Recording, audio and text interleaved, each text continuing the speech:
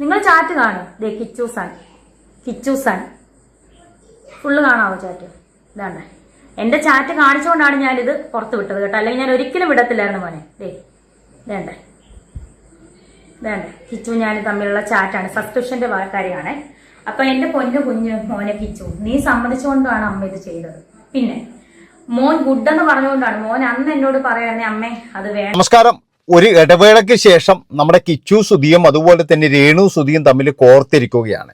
ആദ്യം തന്നെ രേണു സുധിയോട് എനിക്ക് ഒരു ഉപദേശം നൽകാനുള്ളത്, അതായത് നിങ്ങളൊരു കാര്യം ചെയ്യുക, നിങ്ങളുടെ അസുഖം മാറാൻ വേണ്ടിയിട്ട് നിങ്ങൾക്ക് എന്താണ് ചെയ്യാൻ കഴിയുക എന്ന് പറഞ്ഞു കഴിഞ്ഞാൽ അത് ചെയ്യുക, അതിനു വേണ്ടിയിട്ട് പ്രാർത്ഥിക്കുക. അല്ലാതെ ഇപ്പോഴും എന്ന് പറഞ്ഞു കഴിഞ്ഞാൽ വീറും വാശിയും കൊണ്ട് നിങ്ങളിങ്ങനെ പറയുമ്പോഴേ നിങ്ങൾക്കും കൂടിയാണ് അതിൻ്റെ നെഗറ്റീവുകൾ വരുന്നത്, വേറെ ഒന്നുമല്ല. അതായത് രേണു ഇന്ന് രാവിലെ ഒരു വീഡിയോ ഇട്ടിരുന്നു, ഇന്നലെ രാത്രി ഇട്ടൊരു വീഡിയോ ആണ്. അതായത് കിച്ചു സുധി എന്ന് പറയുന്ന രാഹുൽ ദാസിൻ്റെ വീഡിയോക്ക് മറുപടി എന്നുള്ള രീതിയിലാണ് ഇട്ടത്. അതായത് ഇവർ സബ്സ്ക്രിപ്ഷൻ തുടങ്ങിയപ്പോഴേ ഈ രാഹുലിനെ അറിയിച്ചു, അതായത് കിച്ചുവിനെ അറിയിച്ചു. അപ്പോഴവൻ ഗുഡ് എന്ന് പറഞ്ഞു. അത് കഴിഞ്ഞതിന് ശേഷം എന്ന് പറഞ്ഞു കഴിഞ്ഞാൽ ഇത്ര പൈസ വന്നപ്പോൾ അവൻ അതിൻ്റെ പൈസയും വാങ്ങിച്ചു കൊണ്ടുപോയി. അങ്ങനെ ഇരിക്കുമ്പോഴാണ് രേണു പറയുന്നത് പ്രകാരമാണ് ഞാൻ പറയുന്നത്, രേണുവിൻ്റെ ആ നാക്ക് നീട്ടുന്ന ആക്ഷനൊക്കെ ആയിട്ടുള്ള ഒരു വീഡിയോ വന്നല്ലോ.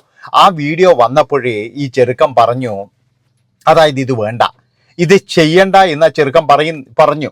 ആ പറഞ്ഞപ്പോൾ ഇവർ പറഞ്ഞ മറുപടി എന്താണെന്ന് വെച്ചാൽ, അതിൻ്റെ അകത്തുനിന്ന് എനിക്ക് 2-3 ലക്ഷം രൂപ കിട്ടുന്നുണ്ട്, അതുകൊണ്ട് തന്നെ ഞാൻ എന്തിനാണ് ഇത് ഇല്ലാന്ന് വെക്കുന്നത്. അതുമാത്രവുമല്ല, ഇപ്പോഴും എന്തൊക്കെ ആൾക്കാർ കാണിക്കുന്നുണ്ട്. ഇതൊക്കെയാണ് രേണുവിൻ്റെ ഒരു മറുപടി എന്ന് പറഞ്ഞു കഴിഞ്ഞാൽ. ഏതായാലും ആ മറുപടിക്കെതിരെ ഞാൻ പറയാം. എന്താണെന്ന് വെച്ച് കഴിഞ്ഞാൽ, ഒരു മകൻ, അതായത് കിച്ചു എന്ന് പറയുന്നവൻ, അവൻ ഇനി എന്തോ ആയിക്കോട്ടെ, അവൻ നിങ്ങൾ പറയുന്നുണ്ട് അവന് ഒരുപാട് കേസുകളുണ്ട്, അതുപോലെ തന്നെ അവൻ 3-4 പോലീസ് സ്റ്റേഷനിൽ അവന് കേസുണ്ട്, പെണ്ണ് കേസുണ്ട് എന്ന് വരെ പറയുന്നുണ്ട്. ഇതിൻ്റെ അകത്തല്ല, വേറെ ചാനലൊക്കെ പറയുന്നുണ്ട്. അപ്പം അങ്ങനെ പറയുമ്പോഴും അത് നിങ്ങളൊരു കാര്യം ആലോചിക്കേണ്ടത്, അതായത് നിങ്ങൾക്ക് അന്ന് തന്നെ എന്ന് പറഞ്ഞാൽ ഈ ചെറുക്കനങ്ങ് പിടിച്ച് ഒഴിവാക്കാൻ പാടില്ലേ. അതായത് ഇത്രയും പൊട്ടിത്തെറിഞ്ഞവനാണ്, അല്ലെങ്കിൽ ഇത്രയും നാണം കെട്ടവനാണ്, അല്ലെങ്കിൽ ഇവൻ ശരിയല്ല, ഇവനെ ഇങ്ങനെയാണ് എന്നുള്ളത് കണ്ടു കഴിഞ്ഞാൽ നിങ്ങൾ എന്ത് ചെയ്യണം? അപ്പോൾ തന്നെ എന്ന് പറഞ്ഞാൽ, അല്ല, മേലാൾ എൻ്റെ വീട്ടിൻ്റെ അവിടെ പടി കയറരുത്, ഇല്ലെങ്കിൽ നീ നിൻ്റെ റൂമിൽ എവിടെയെങ്കിലും ഇരുന്നോ, എൻ്റെ വീട്ടുകാരുമായിട്ട് ഒരു ബന്ധവും വേണ്ട എന്ന് അന്ന് തന്നെ പറഞ്ഞു വിട്ടൂടെ? അപ്പം അന്നെല്ലാം മൂടി വെച്ചു. എന്നിട്ട് ഇപ്പോഴും നിങ്ങളെല്ലാം പറയുന്നുണ്ട്. നിങ്ങൾ പറയുമ്പോഴും അതിൻ്റെ അകത്ത് പൊരുത്തക്കേടുണ്ട്. കാരണം എന്താ വെച്ചാൽ, നിങ്ങളൊരു അമ്മയാണ്, ഒരു മകൻ്റെ അമ്മയാണ്, അതായത് പ്രസവിച്ച ഒരു മകൻ്റെ അമ്മയാണ്. ആ അമ്മ ഇത് ചെയ്യുമ്പോഴെന്ന് പറഞ്ഞ് ചിലപ്പോൾ ആ ചെറുക്കൻ അറിഞ്ഞിട്ടുണ്ടാവില്ല. ആദ്യം സബ്സ്ക്രിപ്ഷൻ എന്ന് പറഞ്ഞു കഴിഞ്ഞാൽ രേണു സുധി തന്നെയാണ് ഇവിടെ ഫേമസ് ആക്കിയത്, വേറെ ആരുമല്ല. അതായത് ഇതിനു മുന്നേയും ഒരുപാട് പേര് ഇവിടെ സബ്സ്ക്രിപ്ഷൻ തുടങ്ങുന്നുണ്ട്. അവരൊന്നും അല്ല ഇത് ഫേമസ് ആക്കിയത്. ഇത് ഫേമസ് ആക്കിയതും ആൾക്കാർ ഇത് കാണാൻ തുടങ്ങിയതും രേണു വന്നതിനിപ്പോൾ മാത്രമാണ്. അതിൻ്റെ അകത്ത് ഇങ്ങനെയുള്ള കാര്യങ്ങളൊക്കെ നടക്കുന്നുണ്ട് എന്ന് നമ്മൾ കണ്ടതുവരെ എന്ന് പറഞ്ഞാൽ ചില വിദ്വാന്മാർ ഇതൊക്കെ അടർത്തി പിടിച്ച് പുറത്തു കൊണ്ടുവന്നുകൊണ്ടാണ്. ഇപ്പൊ ഹൻസികേൻ്റെ ആയാലും അതുപോലെ തന്നെ രേണുവിൻ്റെ ആയാലും ഈ അവരുടെ മറ്റേ നമ്പ്യാറും അവരെല്ലാം നടത്തുന്നുണ്ട്. അതൊന്നും പക്ഷെ ഒരു പ്രശ്നമല്ല. കാരണം എന്താ വെച്ചാൽ അവരൊക്കെ അതിനു വേണ്ടി തുനിഞ്ഞിറങ്ങിയവരാണ്. പിന്നെ ഞാൻ പറഞ്ഞല്ലോ, സബ്സ്ക്രിപ്ഷനിലൂടെ എന്ന് പറഞ്ഞു കഴിഞ്ഞാൽ ഫുള്ളായിട്ട് കാണിക്കുന്നവർ വരി ഉണ്ടാകും. അതൊക്കെ എന്ന് പറഞ്ഞു കഴിഞ്ഞാൽ അവർ തുനിഞ്ഞിറങ്ങിയതാ. പക്ഷെ ഈ ചെറുക്കൻ അപ്പോഴും പറഞ്ഞതൊരു ന്യായമാണ്, ഇത് വേണ്ട എന്ന് പറഞ്ഞപ്പോഴും നിങ്ങൾ 3-4 ലക്ഷം രൂപ കിട്ടുന്നതാണെന്ന് പറയുമ്പോഴേ അവിടെ എന്ന് പറഞ്ഞാൽ വളർന്നു വരുന്ന ഒരു ചെറുക്കനുണ്ട്, അവൻ്റെ നാണക്കേട് നിങ്ങൾ ഓർത്തില്ല. അതുപോലെ തന്നെ ഇനി നിങ്ങൾ പറയുന്നത് പോലെ, അതായത് അവൻ അന്നേ ഇതുപോലെയുള്ള ആളാണെന്നൊന്നും നമുക്കറിയില്ല. നിങ്ങൾ ഓരോ കാര്യങ്ങൾ ഇപ്പം മറച്ചു വെക്കാതെ ഞാൻ ഇത് പറയേ അത് പറയേ എന്ന് പറയുക അതൊരു ഭീഷണി മാത്രമാണ്. എന്താണ് സംഭവം എന്ന് കൃത്യമായിട്ട് നാട്ടുകാരുടെ മുന്നിൽ പറയാ. അതായത് തൃക്കൊടിത്താനം പോലീസ് സ്റ്റേഷനിൽ പോ, അല്ലെങ്കിൽ മറ്റേ പോലീസ് സ്റ്റേഷനിൽ പോ, അവിടെയൊന്നും പോയിട്ട് നമുക്ക് അന്വേഷിക്കാൻ കഴിയില്ലല്ലോ. അവിടെ എന്താണ് നടന്നത് എന്ന് കൃത്യമായിട്ട് നിങ്ങളാണ് പറയേണ്ടത്. ഇന്ന പോലെ ആ ചെറുക്കനെ പോലീസ് പിടിച്ചിട്ടുണ്ട്, ഇന്ന സംഭവം കൊണ്ടാണ് ആ പോലീസ് പിടിച്ചത്, അല്ലെങ്കിൽ ഇതിനു വേണ്ടിയിട്ട് ഇങ്ങനെ പ്രശ്നം ഉണ്ടാക്കിയത് കൊണ്ടാണ് പോലീസ് പിടിച്ചത് എന്ന് കൃത്യമായിട്ട് പറയേണ്ട ഒരു അധികാരമുള്ളത് എന്ന് പറഞ്ഞാൽ നിങ്ങൾക്ക് മാത്രമാണ്. ഈ സംഭവങ്ങളൊക്കെ അറിയാവുന്നതും നിങ്ങൾക്ക് തന്നെയാണ്, നമ്മൾക്കാർക്കും അറിയില്ല. അപ്പൊ അതെന്താണെന്ന് പറ. ഇങ്ങനെ ഭീഷണിപ്പെടുത്താതെ എപ്പോഴും ഇങ്ങനെ ഭീഷണിപ്പെടുത്തേണ്ട കാര്യമുണ്ടോ? ഒരു കാര്യം ഞാൻ നിങ്ങളോട് പറയാം. അതായത് ഈ ചെറുക്കൻ സബ്സ്ക്രിപ്ഷൻ തുടങ്ങിയപ്പോഴും ഗുഡ് എന്ന് പറഞ്ഞിട്ടുണ്ടെങ്കിൽ, ഈ ഗുഡ് എന്ന് പറയുന്നത് ഒരു 3-4 അർത്ഥത്തിൽ നമുക്ക് എടുക്കാം. അതായത് ഒരാൾ ഞാൻ സബ്സ്ക്രിപ്ഷൻ തുടങ്ങി മോനെ എന്ന് പറയുമ്പോ ആ ഗുഡ്, അത് കഴിഞ്ഞതിന് ശേഷം എന്ന് പറഞ്ഞാൽ പൈസ വരുന്നുണ്ട് പറയുമ്പോൾ എന്നാ പിന്നെ അതിൻ്റെ വീതം തന്നെ, അതും ചോദിക്കുന്നത് ഗുഡ്. അത് കഴിഞ്ഞതിന് ശേഷം നാക്ക് നീട്ടലും കോപ്രായങ്ങളൊക്കെ കണ്ടപ്പോൾ ഇവന് തോന്നി ഇത് പണി പാളിയെന്നാ തോന്നുന്നത്. അപ്പോൾ ഇവൻ എന്ത് ചെയ്തു, മറ്റുള്ളവരെ വാക്കും കാര്യങ്ങളൊക്കെ ഉണ്ട്, പിന്നെ എടുത്തിട്ട് അലക്കുകയൊക്കെ ചെയ്യുന്നുണ്ടല്ലോ ആൾക്കാർ. അതൊക്കെ കണ്ടപ്പോൾ ഇവൻ എന്ത് ചെയ്തു എന്ന് പറഞ്ഞാൽ നേരെ പോയിട്ടൊരു മെസ്സേജ് അയച്ചു, ഇത് വേണ്ട, അതായത് ഇത് ശരിയല്ല. അപ്പോൾ രേണു മര്യാദയ്ക്ക് പറഞ്ഞു, പലരും പലതും കാണിക്കുന്നില്ലേ, ഞാൻ ഏതായാലും അത്രത്തോളം പോയിട്ടില്ലല്ലോ. പക്ഷേ രേണു നിങ്ങൾ ചെയ്തത് എന്ന് പറഞ്ഞു കഴിഞ്ഞാൽ അത് ആ കിച്ചുവിൻ്റെ സൈഡിൽ നിന്ന് നോക്കുകയല്ല, എനിക്ക് ഞാൻ ഒരു സഹോദരൻ്റെ സ്ഥാനത്ത് നിന്ന് പറയുകയാണ്, നിങ്ങൾ ചെയ്തത് വളരെ മോശം തന്നെയാണ്. ഒരിക്കലും നിങ്ങളത് ചെയ്യാൻ പാടില്ലായിരുന്നു. നിങ്ങളുടെ നാക്ക് നീട്ടൽ ഗോഷ്ഠിയായാലും വേറെ എന്തെന്നായി കഴിഞ്ഞാൽ ഞാനൊന്നും അത് കാണാൻ നിന്നിട്ടില്ല കേട്ടാ. ഞാൻ കാണാനും നിൽക്കില്ല, നമുക്ക് അങ്ങനത്തെ ആവശ്യവുമില്ല.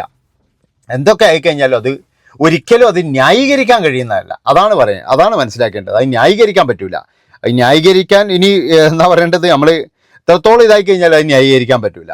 കേട്ടോ എന്ന് പറയാൻ അമ്മ ഇത് ചെയ്യത്തില്ലായിരുന്നു മോനെ. മോൻ ഗുഡ് നന്നായെന്ന് പറഞ്ഞുകൊണ്ട് മാത്രമാണ് ഞാനത് ചെയ്തത്. തുടങ്ങി അന്നാണെന്ന് നിങ്ങൾ ഓർത്തോണം. എന്റെ തുടങ്ങി അന്ന് 500 സബ് കഴിഞ്ഞു കേട്ടോ. അപ്പൊ കിച്ചു എന്താ എന്നോട് പറഞ്ഞ മറുപടി, നിങ്ങൾ മേലെ ഇത് ചെയ്യരുതെന്നല്ല പറഞ്ഞത്, നിങ്ങൾ ഇനി ഇത് ഒരിക്കലും ചെയ്യരുതെന്ന് കിച്ചു അന്ന് എന്നോട് പറയുമായിരുന്നെങ്കിൽ മോനെ കിച്ചു അമ്മ സബ്സ്ക്രിപ്ഷൻ തുടങ്ങത്തില്ലായിരുന്നു. പക്ഷെ മോൻ എന്നാ പറഞ്ഞെന്നറിയോ, ഗുഡെന്ന്.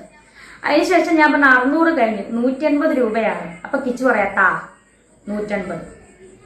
നിങ്ങൾ കണ്ടോ, എന്നെ വെറുതെ വിട് കിച്ചു, എന്നെ വെറുതെ വിട്.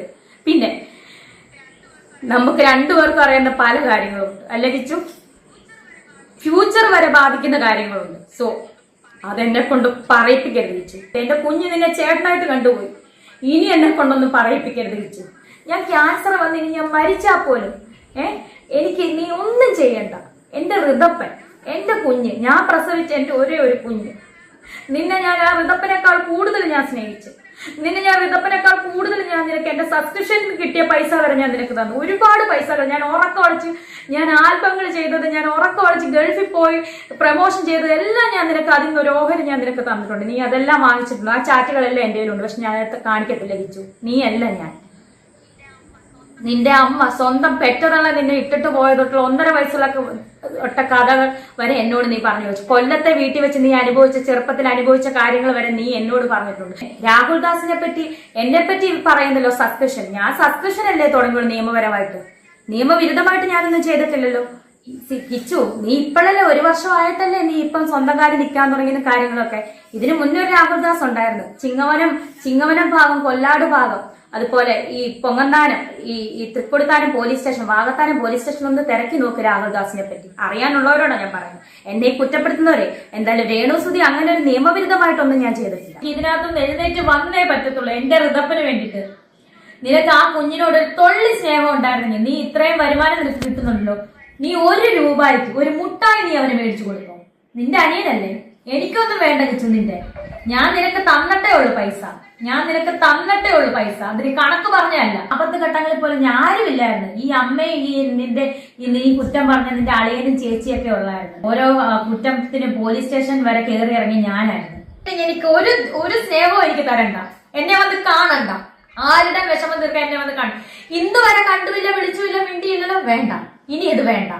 എന്നെ വെറുതെ വിട്ടേക്ക്, ഈ ഉള്ളവളെ വെറുതെ വിട്ടേക്ക്. ഞാൻ ചത്താലും എന്റെ ശവം പോലും നിങ്ങൾ ആരും വന്ന് കണ്ട് എന്നെ ഒരു റീത്ത് പോലും ആരും സമർപ്പിക്കണ്ട. എന്നെ വെറുതെ വിട്ടേക്ക്. ഇപ്പോ രേണു പറയുന്ന കാര്യങ്ങൾ എന്താണെന്ന് വെച്ച് കഴിഞ്ഞാൽ, നീ ഈ വരുമാനം കിട്ടിയിട്ട് നിന്റെ അനുജന് നീ ഒരു മുട്ടായി പോലും വാങ്ങിച്ചു കൊടുത്തിട്ടില്ലല്ലോ എന്ന് പറയുന്നതിൽ കുറച്ചൊരു പൊരുത്തക്കേടുണ്ട്. കാരണം പല വീഡിയോസിലും നമ്മൾ കണ്ടതാണ് ആ പയ്യനെയും കൊണ്ട് ഹോട്ടലിൽ പോകുന്നതും അതുപോലെ തന്നെ ഡ്രസ്സ് വാങ്ങിച്ചു കൊടുക്കുന്നതും ചോക്ലേറ്റ് വാങ്ങിച്ചു കൊടുക്കുന്നതും ഒക്കെ നമ്മൾ പല വീഡിയോസിലും കണ്ടതാണ്. അപ്പോൾ അതുപോലെ തന്നെ എന്ന് പറഞ്ഞാൽ ആ ചെറുക്കൻ ഇവൻ വന്നു കഴിഞ്ഞാലൊക്കെ ആ ചെറുക്കൻ എന്തെങ്കിലും ചെയ്യാറുണ്ട്. അതൊക്കെ വീഡിയോയിൽ നമ്മൾ കാണുന്നതാണ്. ഇനിയിപ്പോൾ വീഡിയോ കഴിഞ്ഞപാട് തിരിച്ചെടുത്ത് കൊണ്ടുപോകുന്നുണ്ടോ നമ്മൾ അറിയില്ല. അതായത് വീഡിയോയിൽ കാണിക്കുമ്പോൾ KFC മറ്റേതെല്ലാം വാങ്ങിച്ചു കൊടുത്ത് അതിന് ശേഷം എന്ന് പറഞ്ഞു കഴിഞ്ഞാൽ നീ എനിക്ക് തന്നണ്ടാ എന്ന് പറഞ്ഞ് പിൻവലിക്കുന്നുണ്ടോ എന്ന് നമുക്കറിയില്ല കേട്ടാ. കാരണം അത് നമ്മൾ കണ്ടതാണ്. അതിലൊന്നും പറയരുത് രേണു, അങ്ങനെയൊന്നും പറയരുത്. ഇതിപ്പോഴും എന്ന് പറഞ്ഞു കഴിഞ്ഞാൽ എനിക്ക് ഈ ഒരു സംഭാഷണം കേട്ടപ്പോഴും മനസ്സിലായത് 2 പേരുടെ ഭാഗത്തും നല്ല തെറ്റുണ്ട്. ഇത് 2 പേരും എടുത്തിട്ട് അലക്കാൻ തുടങ്ങിക്കഴിഞ്ഞാൽ രേണുവിന് ഇപ്പോഴും കിട്ടുന്ന ഈ ഒരു സപ്പോർട്ട് പോലും എന്ന് പറഞ്ഞാൽ പോകോ എന്നുള്ളൊരു ഭയമുണ്ട് കൃത്യമായിട്ട്. അല്ലെങ്കിൽ തന്നെ എന്ന് പറഞ്ഞു കഴിഞ്ഞാൽ രേണു ഇതിനു മുന്നേ രാഹുൽ ദാസ് എന്നെ കാണാൻ വന്നിട്ടില്ല അവന്റെ അമ്മയിൽ എന്നൊക്കെ പറഞ്ഞിട്ടൊരു വീഡിയോ ആ ചെറുക്കനെ നല്ല രീതിയിൽ ബാധിച്ചിട്ടുണ്ട്. നമ്മളെല്ലാവരും അതിന് ചെയ്തിട്ടുണ്ട്. അത് കഴിഞ്ഞതിന് ശേഷമാണ് നാട്ടുകാർക്ക് വേണ്ടിയിട്ട് ഞാൻ പോകാം എന്നൊക്കെ പറഞ്ഞിട്ട് ഒരു വീഡിയോ അവനും ഇറക്കിയത്. അതായത് വെറുതെ എന്തിനാണ് വെറുതെയെങ്കിലും, അതായത് ഇപ്പം നിങ്ങളൊരു രോഗിയാണ്, ആ രോഗം മാറാൻ വേണ്ടിയിട്ട് നിങ്ങളുടെ സമാധാനപരമായിട്ടുള്ള ജീവിതം നോക്കുകയാണ് വേണ്ടത്. അല്ലാതെ ഇതിൻ്റെ ഇടയിൽ വന്നിട്ട് ഇങ്ങനെയുള്ള കാര്യങ്ങളൊക്കെ വയ്യാവേലികൾ ഏറ്റുപിടിച്ച് എന്തിനാണ് വെറുതെങ്കിലും. ഇപ്പോൾ പറയുന്നത് കേട്ടില്ലേ, ഞാൻ ചത്താൽ പോലും കാണാൻ വരണ്ട. ഇപ്പോഴുള്ള പുതിയൊരു വാക്കാത്. ഇതിനിടയ്ക്ക് ഒരു സിനിമാതാരോ അതേപോലെ പറയുന്നുണ്ട്, ഞാൻ ചത്താൽ പോലും ആരും കാണാൻ വരണ്ടെന്ന്. ചത്ത് കഴിഞ്ഞാൽ കാണാൻ വരുന്നതെന്ന് പറഞ്ഞാൽ ഇഷ്ടമുണ്ടെങ്കിൽ ആൾക്കാർ വരും. ഇഷ്ടമില്ലെങ്കിൽ ആരും തിരിഞ്ഞു നോക്കത്തില്ല. ഇതിപ്പോഴും എന്ന് പറഞ്ഞാൽ എല്ലാവരും ഒരു ഫാഷൻ പോലെയാണ് കൊണ്ട് നടക്കുന്നത്. ചത്ത് കഴിഞ്ഞാൽ റീത്ത് വേണ്ട, ചത്ത് കഴിഞ്ഞാൽ കാണാൻ വരണ്ട, എന്തരോ എന്തോ. നിങ്ങൾക്ക് എല്ലാവർക്കും അറിയാം, എന്നെ കുറ്റപ്പെടുത്തിയവർ പോലും അവർ ക്ഷമ ചോദിച്ചുകൊണ്ടിരിക്കുന്ന സമയം. കാരണം ക്യാൻസർ എന്ന് പറയുന്ന രോഗം അങ്ങനെയാണ്.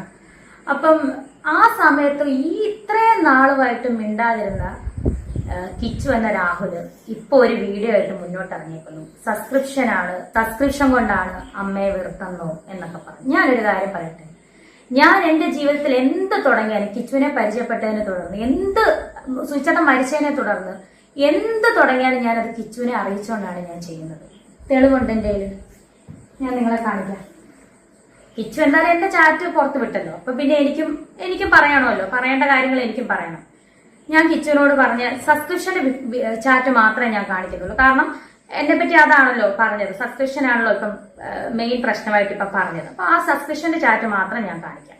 ഓക്കെ, ഞാൻ കിച്ചുവിനോട് പറഞ്ഞു, ഞാൻ നിങ്ങളെ കാണിക്കാം. കിച്ചു സൺ, ഞാൻ സബ്സ്ക്രിപ്ഷൻ തുടങ്ങി, അപ്പൊ ഒരു സ്മൈലിയുടെ ചിഹ്നം ഇട്ടപ്പോ കിച്ചു ആഹാ, അപ്പൊ ഞാൻ 500 സബ് കഴിഞ്ഞു കേട്ടോ. ആ തുടങ്ങി അന്നാണെന്ന് നിങ്ങൾ ഓർത്തോണം, എന്റെ തുടങ്ങി അന്ന് 500 സബ് കഴിഞ്ഞു കേട്ടോ. അപ്പൊ കിച്ചു എന്താ എന്നോട് പറഞ്ഞ മറുപടി, നിങ്ങൾ മേലെ ഇത് ചെയ്യരുതെന്നല്ല പറഞ്ഞത്, നിങ്ങൾ ഇനി ഇത് ഒരിക്കലും ചെയ്യരുതെന്ന് കിച്ചു അന്ന് എന്നോട് പറയുമായിരുന്നെങ്കിൽ, മോനെ കിച്ചു അമ്മ സബ്സ്ക്രിപ്ഷൻ തുടങ്ങത്തില്ലായിരുന്നു. പക്ഷെ മോൻ എന്നാ പറഞ്ഞെന്നറിയോ, ഗുഡെന്ന്. അതിനുശേഷം ഞാൻ പറഞ്ഞ 600 കഴിഞ്ഞു, 180 രൂപയാണ്. അപ്പൊ കിച്ചു പറയാട്ടാ 180. നിങ്ങൾ കണ്ടോ ചാറ്റ് കണ്ടോ? നിങ്ങൾ ചാറ്റ് കാണും. ദേ കിച്ചു സൺ ഫുള്ള് കാണാവോ ചാറ്റ്? ഇതാണ് എന്റെ ചാറ്റ് കാണിച്ചുകൊണ്ടാണ് ഞാനിത് പുറത്ത് വിട്ടത് കേട്ടോ, അല്ലെങ്കിൽ ഞാൻ ഒരിക്കലും വിടത്തില്ലായിരുന്നു മോനെ. വേണ്ടേ കിച്ചു ഞാൻ തമ്മിലുള്ള ചാറ്റാണ്, സബ്സ്ക്രിപ്ഷന്റെ കാര്യമാണ്. അപ്പൊ എന്റെ കുഞ്ഞു മോനെ കിച്ചു, നീ സമ്മതിച്ചുകൊണ്ടാണ് അമ്മ ഇത് ചെയ്തത്.